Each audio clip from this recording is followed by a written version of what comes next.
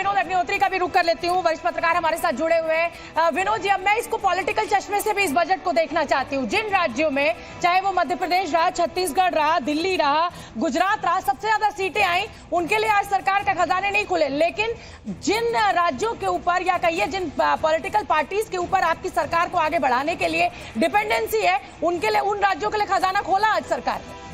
नहीं शोभना, सिर्फ राज्यों की बात नहीं, वर्गों की बात भी आप देखते हैं। जिन राज्यों से भाजपा को भारी सफलता मिली है उनके लिए तो योजनाएं नहीं आई, और जो जैसे मध्य वर्ग की बात कर रहे हैं उसको बहुत मामूली सी राहत दी गई। किसानों को तो बिल्कुल ही, आप देखिए उनके इनपुट को जो कॉस्ट महंगी हुई है, उनका डीजल, उनका जो है पेस्टिसाइड, उनका जो है फर्टिलाइजर, उनके और एग्रीकल्चर टूल्स, उनको उनमें कोई राहत की मैंने देखा नहीं कहीं कोई राहत दी गई हो किसी तरह की। तो एक तरफ जो एग्रीकल्चर को बढ़ाने की बात, कंज्यूमर हमारा सबसे बड़ा कौन है? मिडिल क्लास और एग्रीकल्चर।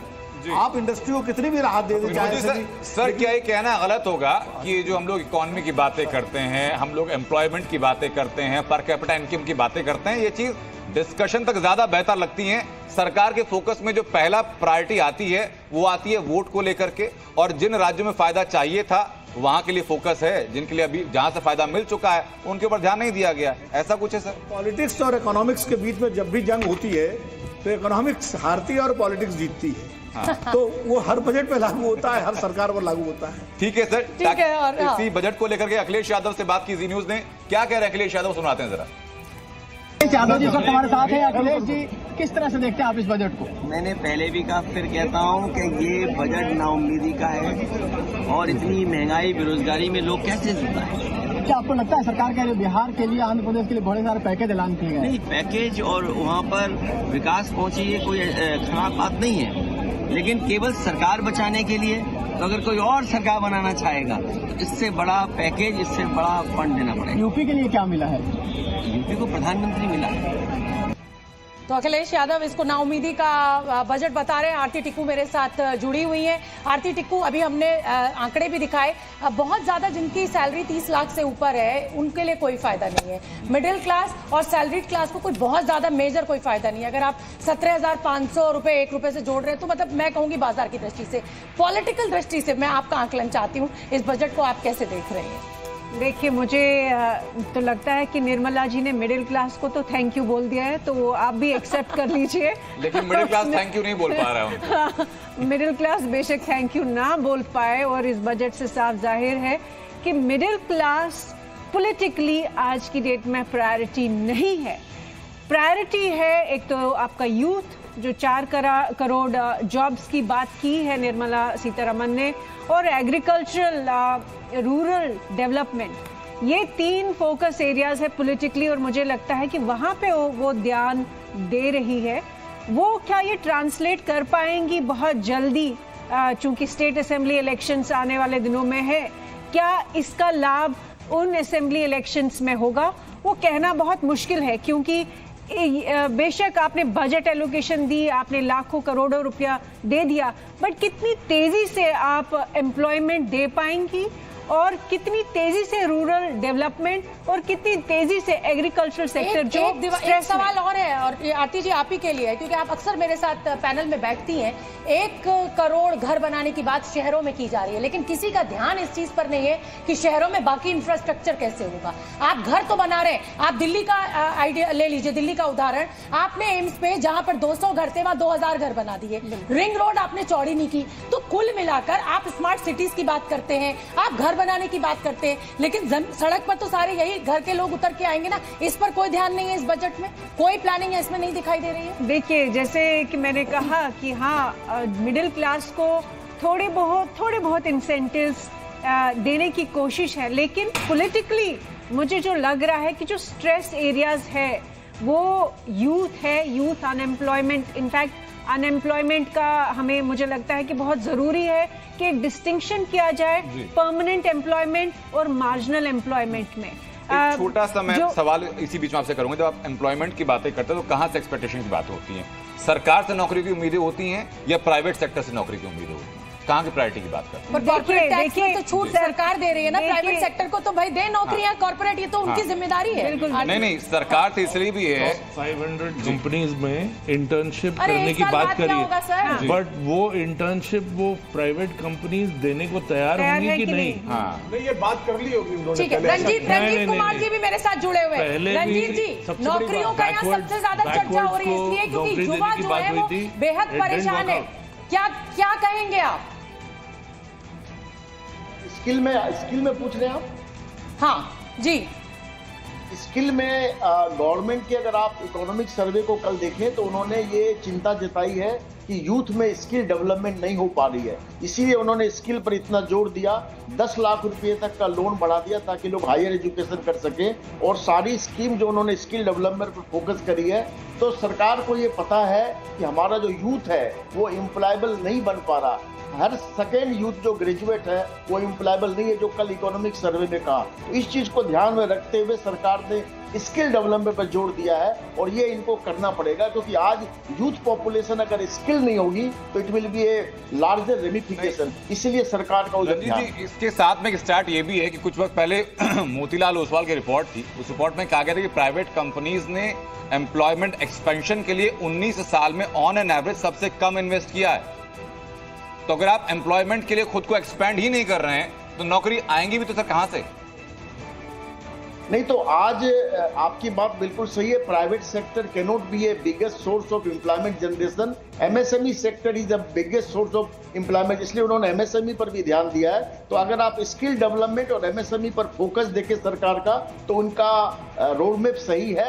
हाँ, इसमें समय लगेगा। We have to more focus. ठीक है योगेंद्र जी ठीक है, मैं आऊंगी आपके पास रंजीत जी। योगेंद्र जी, रोड मैप ठीक है लेकिन समय लगेगा। लेकिन ये तो आप देख रहे हैं 75 साल आजादी के पूरे हो चुके हैं, बेसिक रिक्वायरमेंट साफ पानी, साफ हवा, ऐसी भी दिक्कतें हैं, और अभी भी और समय लगेगा बाकी चीजों के लिए। राइट।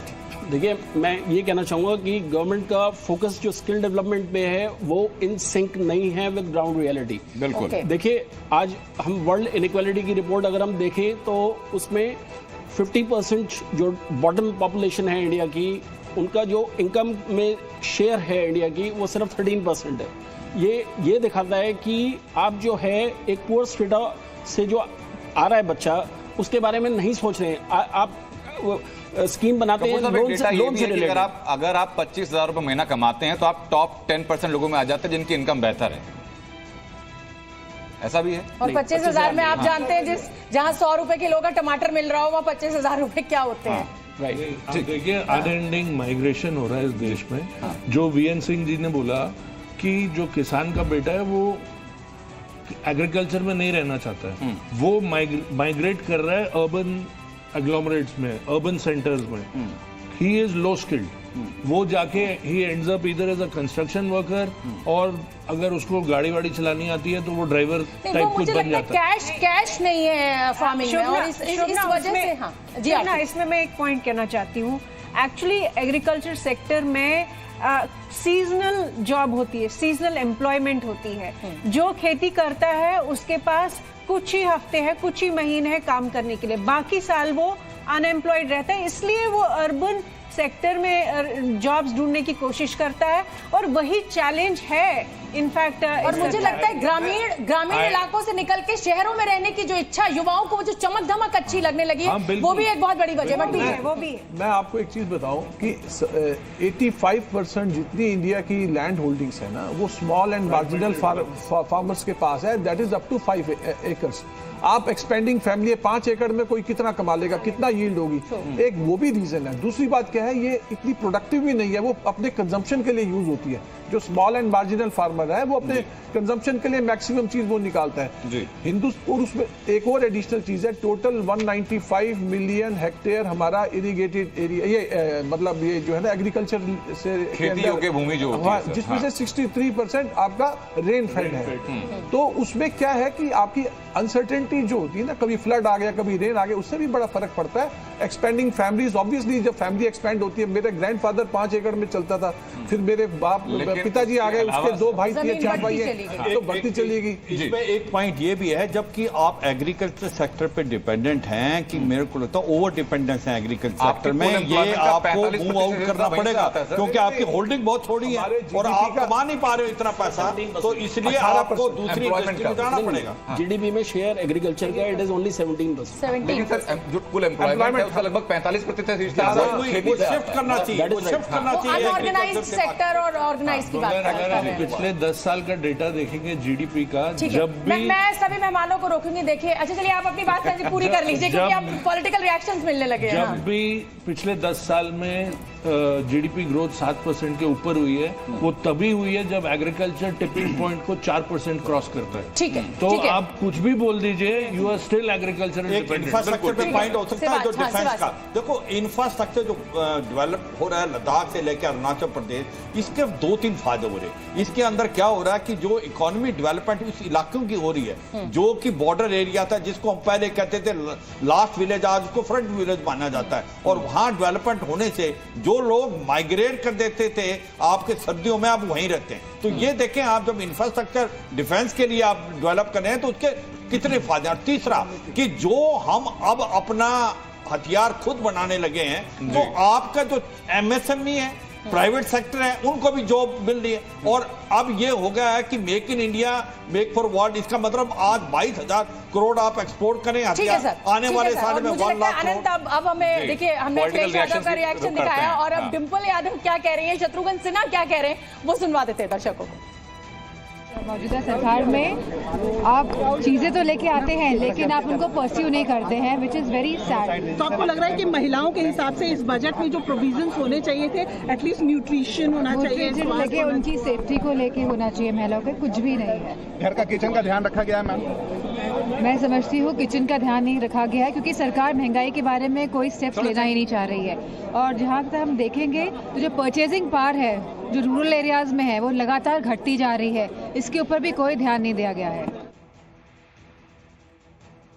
बिहार के लिए जो हुआ है, बिहार का होने के नाते बहुत अच्छा लगा, लेकिन उसकी कीमत तो आपको चुकानी ही थी। यानी बिहार को ऐसे नाक नहीं पकड़ के वैसे नाक पकड़ा, तो लोग एक्सपेक्ट भी कर रहे थे, अच्छा किया। बिहार को ज़रूरत भी थी, बिहार की मांग भी थी, आपने किया। लेकिन साथ साथ आपने आंध्रा के लिए भी किया, एक्सपेक्टेड था। लेकिन बाकी आपने तेलंगाना के लिए क्या किया, पंजाब के लिए क्या किया, और जैसा आपने कहा बंगाल के लिए क्या किया। बहुत सारी बातें हैं जिस पे अब कल से उछल के बातें हों। सुनील जी, आपके पास आना चाहूंगी, क्या सरकार का ध्यान महंगाई पर नहीं है और इस बजट में ऐसा कोई भी आपको प्रयास नहीं दिख रहा है जिससे महंगाई कम हो? नहीं, ऐसा नहीं कह सकते हैं हम। अगर हम ओवरऑल महंगाई देखें पूरी दुनिया में और यूक्रेन वार के बाद में, तो शायद हम सबसे कम पहले पायदान पर हैं कम महंगाई के। अगर हम इतने बुरे हालात में 5-6% पे इसको कंट्रोल कर पा रहे हैं। मैं आपको रोक रही हूँ क्योंकि जब आपने विदेशों से कंपेयर कर दिया है तो पर कैपिटा इनकम से भी आपको कंपेयर करना पड़ेगा। वहां पे विदेशों में पर कैपिटा इनकम क्या है और हमारे देश में क्या है, उनकी महंगाई और हमारी महंगाई। तो हम जब महंगाई की बात करते हैं या टैक्स की बात करते हैं तो हम विदेशों की जरूर बात करते हैं। हम ये नहीं बताते कि वहां पे साफ हवा, साफ पानी, बढ़िया एजुकेशन, बढ़िया मेडिकल सर्विसेज मिलती है जो हमारे देश में नहीं मिलती। नहीं शोभना, मैं खाली डेवलप्ड नेशन की बात नहीं कर रहा, मैं डेवलपिंग नेशन की बात भी कर रहा हूँ जहाँ पे महंगाई की दर बहुत ज्यादा है। अगर आप डेवलपिंग नेशन को देखेंगे, रशिया, तुर्की, बांग्लादेश, पाकिस्तान, सब में देखेंगे तो हमसे बहुत दूर है। वो 30-40% महंगाई की दर पे बैठे हुए हैं, हम 4-5 पे। ये बहुत बड़ा अच्छा प्रयास है, इसमें हमें मानना चाहिए। जहाँ तक आपने बात की पर कैपिटा इनकम की, देखिए अगर हम पर कैपिटा इनकम नापते हैं डॉलर्स में तो सारा गड़बड़ होती है। अगर परचेजिंग पावर पैरिटी देखें, अगर हम डॉलर क्या खरीदता है अमेरिका में और डॉलर क्या खरीदता है इंडिया में, उसको देखेंगे तो फिर आपको पता चल जाएगा। पीपीपी मॉडल पे समझें तो फिर हमारा ठीक है, ओवरऑल सिस्टम ठीक है, इसमें हम मानेंगे। दूसरी बात यह है कि सरकार ने जो 11 लाख करोड़ रुपए कैपेक्स में खर्च करने की बात की है, जैसा अभी सर कह रहे थे, कैपिटल एक्सपेंडिचर से बहुत एम्प्लॉयमेंट जनरेट होती है, उसका मल्टीप्लायर इफेक्ट 3-3.5 तो मैडम कहती है, लेकिन माना जाए तो 4 तक बैठता है उसका। एक जो समस्या है, जैसे अब इन्होंने कहा कि हम एक 2-3 अच्छी बातें भी हैं बजट में, जैसे एम्प्लॉयज कंट्रीब्यूशन को 14% तक कर दिया है। ये छुपी बात है, बिटवीन द लाइंस हम पढ़े तो 4% का सीधा फायदा हर नौकरी पेशा को मिलेगा। क्योंकि वो डिडक्शन एम्प्लॉयर को भी मिलेगी और एम्प्लॉय को मिलेगी। आपको पता होगा एनपीएस में जो डिडक्शन मिलती है एम्प्लॉयर कंट्रीब्यूशन की, वो टैक्स एग्जम्प्ट होता है, यानी 4% की छूट आपको सरकार ने और दे दी है, एम्प्लॉय को भी दी है। वो ये बेनिफिट की बात इस बजट में आई है। एनपीएस वाली तो विदिन 150 रहेगा, जो नहीं, होल अमाउंट एग्जम्प्ट होता है, पूरा डिडक्शन मिलती है। 80 CCD 1 में पूरा अमाउंट एग्जम्प्ट होता है, चाहे कितना भी अमाउंट हो, जो एम्प्लॉयर कंट्रीब्यूट कर रहा था, तो उसकी छूट एम्प्लॉयर को भी दी है और एम्प्लॉय को भी दी है। ठीक है, मुझे लगता है तब मुकेश और नीरज भी हमारे साथ जुड़े हुए एक्सपर्ट्स हैं। मुकेश जी, मैं जानना चाहूंगा एक चीज पर जो लगातार निगाहें थी जब इकोनॉमिक सर्वे आया उसके बाद भी, उसके पहले भी, कि देश में नौकरियों के सृजन को लेकर के सरकार क्या कर रही है। जितनी घोषणाएं आज हुई हैं, ग्रामीण क्षेत्र के विकास के लिए बात हुई है, स्किल डेवलपमेंट के लिए एक्स्ट्रा एलोकेशन की बात हुई है, मुद्रा लोन को बढ़ा दिया गया, क्या एम्प्लॉयमेंट जनरेशन उसी रफ्तार से बढ़ेगा इसके बाद? बिल्कुल बढ़ेगा। आप अगर देखेंगे तो ईपीएफओ में भी जो रजिस्टर्ड हैं, जो कंपनीज रजिस्टर्ड हैं, उनके लिए भी ए कैटेगरी, बी कैटेगरी और सी कैटेगरी में डिफाइन किया है उसमें उन्होंने कहा कि ए कैटेगरी में 30 लाख एम्प्लॉय जनरेशन होगा, एक में 1 करोड़ होगा, एक में 2 करोड़ होगा। तो वो एम्प्लॉय जनरेशन तो होगा ही होगा, जॉब जनरेशन तो होगा ही होगा। इसके साथ एमएसएमई सेक्टर में भी अगर आप देखेंगे तो क्रेडिट गारंटी को बढ़ाया गया है। क्रेडिट गारंटी यानी 100 करोड़ तक का लोन बिना किसी कोलेटरल सिक्योरिटी के, जिसमें कि सेंट्रल गवर्नमेंट गारंटी देगी। तो ये एक बहुत बड़ी बात है। अगर एमएसएमई सेक्टर में लोन मिलेगा, वो अच्छे से काम कर पाएंगी, तो उसमें भी एम्प्लॉयमेंट बढ़ेगा।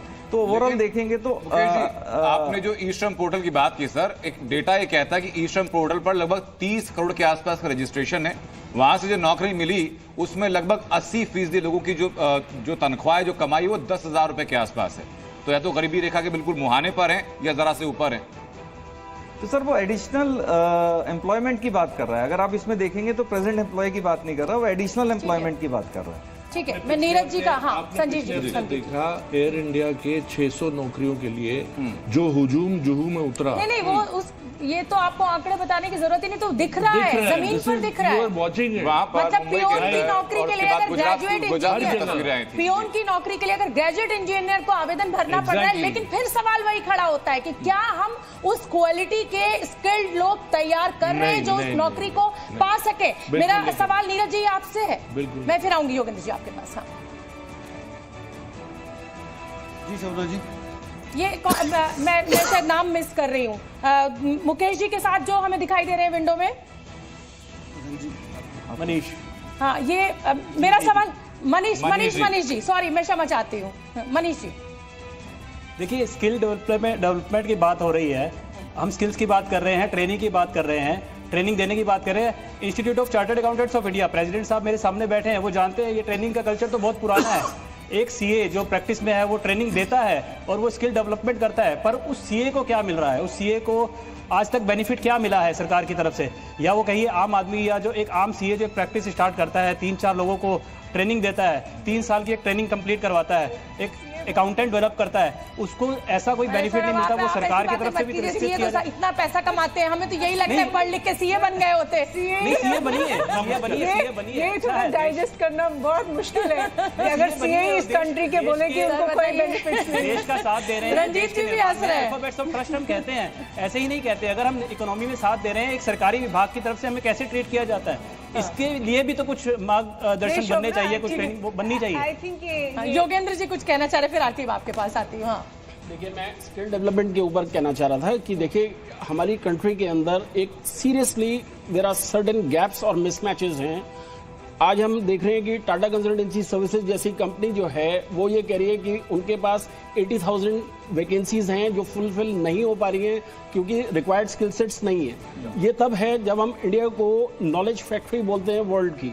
तो इससे आप अंदाजा लगा सकते हैं कि जो स्किल डेवलपमेंट वाली बात है इसमें फोकस गवर्नमेंट का भी लैकिंग है और इवन प्राइवेट सेक्टर इन्वेस्टमेंट जो है वो भी लैकिंग है, क्योंकि ultimately research and development as well as skill development, जब तक ये चीज़ें राइट फ्रॉम ग्राउंड लेवल से लेके राइट जो रिक्वायरमेंट है इंडस्ट्री की उसमें नहीं की जाएंगी तो हम डिजायर्ड रिजल्ट्स नहीं अचीव कर पाएंगे। शुभना, मुझे एक पॉइंट कहना है। सबसे पहले जब हम ये नॉलेज एजुकेशन में ही अगर आप देखें, जब हम लोगों की पास परसेंटेज 33% है और वो बच्चे क्या स्किल सीख पाएंगे, क्या स्किल सीखते हैं, वो किसी के लिए भी गेस वर्क करना बहुत आसान है। एक तो वो प्रॉब्लम है। दूसरा, मुझे लगता है कि इस बजट में 2-3 बातें जो अच्छी है जिसमें मिडिल क्लास का अनएम्प्लॉयड यूथ है उसको फायदा होने वाला है। एक जो फोकस दिया है कि एफडीआई को इजी बनाना और बहुत अट्रैक्टिव बनाना, उसके लिए जो मेजर्स लिए सरकार ने वो अच्छे हैं। एंजल इन्वेस्टर्स जो है उनको टैक्स नहीं देना पड़ेगा, वो बहुत अच्छी बात है। और ओवरऑल अगर हम देखें कि इन्होंने स्टार्टअप्स के लिए भी जो अब टैक्सेस नहीं उनको भरने पड़ेंगे, वो भी एक बहुत ही एनकरेजिंग साइन है। थोड़ा सा समय कम है, मुझे रंजीत जी भी कुछ कहना चाह रहे हैं। रंजीत जी, बोलना चाहूंगा कि चार्टर्ड अकाउंटेंट इंस्टीट्यूट जो है आज विश्व की सबसे बड़ी संस्था है। हमारे 4 लाख सीए हैं और हम सॉल्यूशन प्रोवाइड करते हैं, स्किल डेवलप करते हैं, तो हम देश में योगदान करते हैं। अभी हमारे 4 दिन पहले 20,000 चार्टर्ड अकाउंटेंट नए बने और सबको जॉब क्रिएशन हम करके देते हैं। तो ये हमारी जिम्मेवारी भी है मनीष जी, सरकार के साथ साथ हर इंस्टीट्यूशन की भी जिम्मेवारी है वो स्किल डेवलपमेंट करे और ग्रोथ ऑफ द इकोनॉमी में कंट्रीब्यूट करे। एट द सेम टाइम मैं खाली ये बोलना चाहूंगा कि 5 साल में जो 4 करोड़ यूथ को स्किल करने का 2 लाख करोड़ का बजट लगाया है, वो 1 साल के लिए 1.5 लाख करोड़ सरकार ने प्रावधान किया है। सरकार को ये मालूम है कि स्किल डेवलपमेंट हमारे देश में कम है, उस पर कैसे फोकस करे, और ये हम सब की जिम्मेवारी है कि यूथ को हैंड होल्डिंग करे और स्किल डेवलपमेंट करे। यानी दोनों चैलेंजेस पर एक साथ बात करनी होगी सर, कि आपको एम्प्लॉयमेंट जनरेशन भी करना है और उसके लिए स्किल्ड यूथ को भी तैयार करना है। बेसिकली क्या है, लोग ग्रेजुएट तो हैं but they are not employable. See basically skill development जो सरकार ने जो इंट्रोड्यूस किया है, it is just to make them employable. जैसे अभी हमारे साथ के पैनलिस्ट साहब ने कहा था कि 80,000 टीसीएस में वैकेंसीज हैं, but they are not finding people employable. चलिए, अब मेरे पास समय इतना ही है। हाँ, मेरे पास समय इतना ही है और बजट हमने आसान शब्दों में एक्सपर्ट्स की मदद से समझाने की अपने दर्शकों को पूरी कोशिश की है। फिलहाल मुझे और आनंद को दीजिए इजाजत, पर खबरों का सिलसिला लगातार जारी है। आप देखते रहिए जी न्यूज़।